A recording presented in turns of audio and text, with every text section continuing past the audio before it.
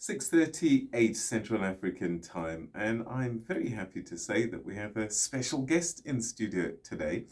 Let me tell you a little bit about this story. Osiri University is a private university that's headquarters in Lincoln, Nebraska, and that's in the United States, describing itself as the world's first university based on the philosophy of Ubuntu. Osiri University envisions a curriculum that combines the African philosophy of Ubuntu, a united spirit in creating a better world, and a Western educational framework aiming to not only decolonize education, but also create an education whose hermeneutic base is authentically African and one that espouses the values of Ma'at and Ubuntu.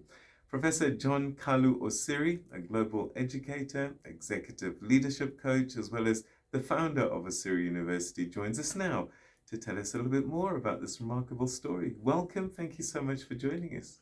Thank you so much, Peter. Glad to be here. Wonderful, wonderful. So, what inspired you to start this university? It is an online one, so people can register from anywhere in the world, I'm guessing. Um, and the idea of having an Ubuntu feel about it.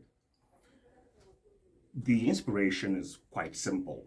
If you take a look at the world, you will see that Africa hasn't taken a center stage in contributing what it's known for, and that is peace, love, kindness. We are a people who believe in sharing, who believe in togetherness. And that is what we wanted to infuse in our curriculum so that students do not just learn skills, but they're also gaining the wisdom to put their skills to action. In other words, to better their communities. As someone that's traveled quite a bit and also live in a country where there's a large diaspora, so you have met Africans from the whole of the continent. I'm curious about if Ubuntu is a universal African thing. Surely, Ubuntu is very universal, but obviously the term, the word itself is very South African. Ubuntu expresses itself throughout Africa. In Igbo, we call it Igwe. Igwe Boa. So many other African countries have different ways of expressing Ubuntu. But I have to say, even though Ubuntu is very African, Africans have forgotten this way. And I think it's time for us to realize that the only way to lead the world is through Ubuntu. So, how do you infuse that into a university education? What subjects are people able to study, and how does Ubuntu fit into this? Ubuntu actually can be interwoven into all types of subjects. So currently, we are actually approved to offer a variety of degree programs ranging from business, smart manufacturing, to data information systems. We can find various ways of expressing Ubuntu. One of the ways is we have standalone courses. We have a course called Human Potential, Philosophy and Ethics. In that course, students learn about Ubuntu, and they also learn about other global ideas and ideals that are similar to Ubuntu. They learn about how to be humans, how to take care of each other. So that's a standalone course. And they also learn how to express themselves fully as humans. But then when you come to a course like marketing or even computer science and programming, we are constantly asking students to think about how they will use their skill sets in marketing, in leadership, in programming, to not just get a job, but also to create something that will be of value to their community. That is Ubuntu in action. Wow. Okay. So, decolonization is an important thing. How do we go about this, and what does decolonization look like through an education process that you offer? So when you say decolonization, it means you are interrogating something that has occupied space that is not supposed to be there.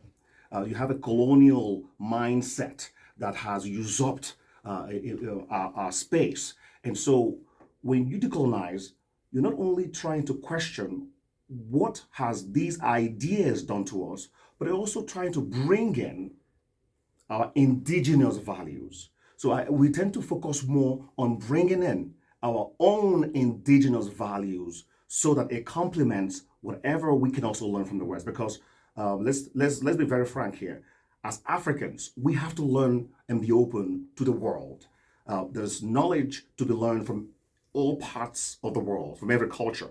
But what we're saying is we must begin with our own. And we must also share what we have with others. But if we don't start by beginning with ours, then others won't respect it.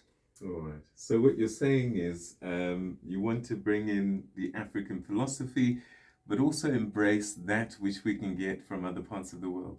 We have to. In fact, and also that is the essence of Ubuntu. Ubuntu says, I am because we are.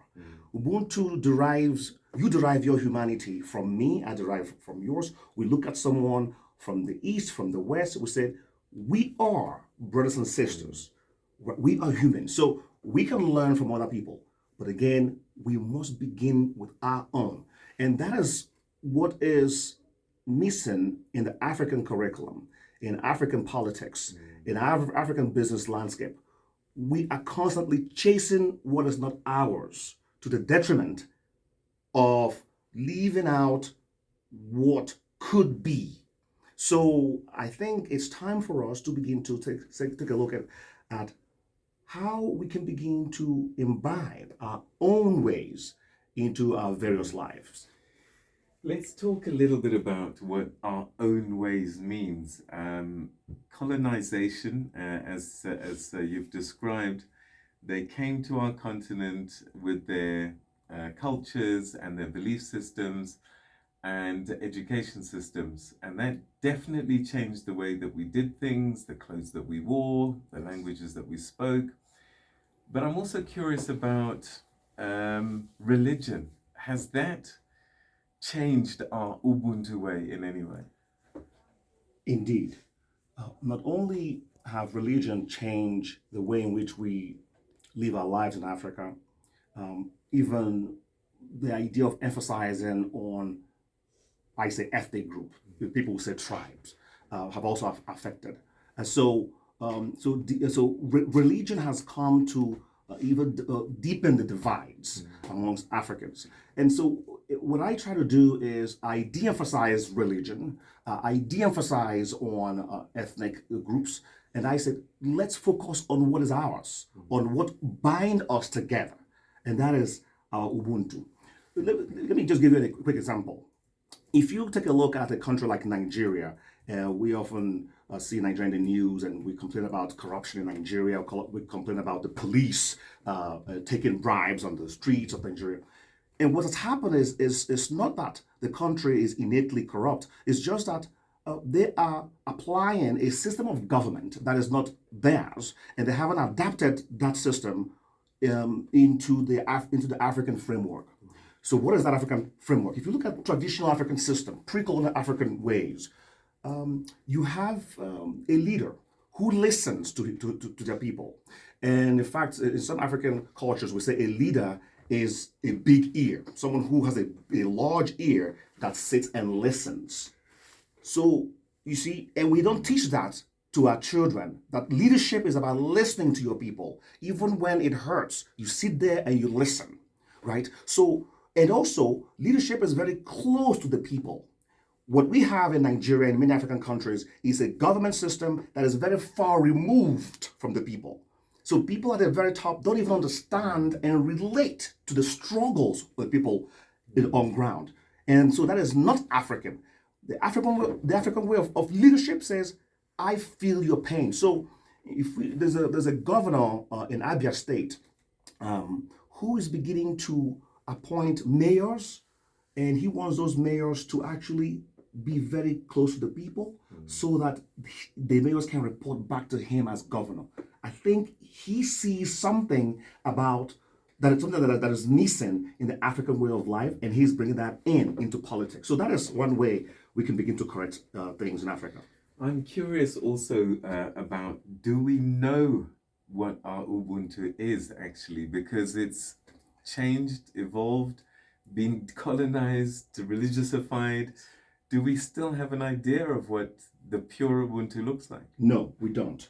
And this is why we must educate, educate, educate.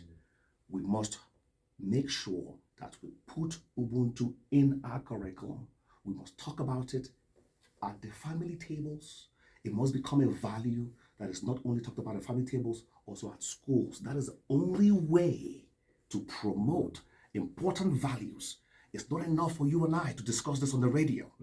Families must adopt this, schools must adopt this, and if we do that, then Africa will change. All right. So there might be some people curious now about what they can study and how they can register. Yes. So currently, we are taking applications for 2 programs. We have an MBA in Sustainable Business Leadership, and then we have a Master of Science in Data and Information Systems. I have exciting news for you. We are only assessing and charging 3,200 rands a year. We call it admin fees. That's all we have to pay because our goal is to democratize education, bring high quality education to as many people as possible. So that's what people can take action on right now. All right. How do they log on? What's the address? They can go to osiriuniversity.org and sign up. Fantastic. It's been a pleasure talking to you, Prof. I wish our conversation was longer, but we'll have more for sure. I'd love to explore this a little bit more. Thanks for your time. Thank you, Peter. All right, that's Professor Osiri, who is a global educator, executive leadership coach, and founder of Osiri University, which you can register for online and through your studies. Get infused with the Ubuntu principle and live it. And perhaps that might go a long way to create the Africa that we want.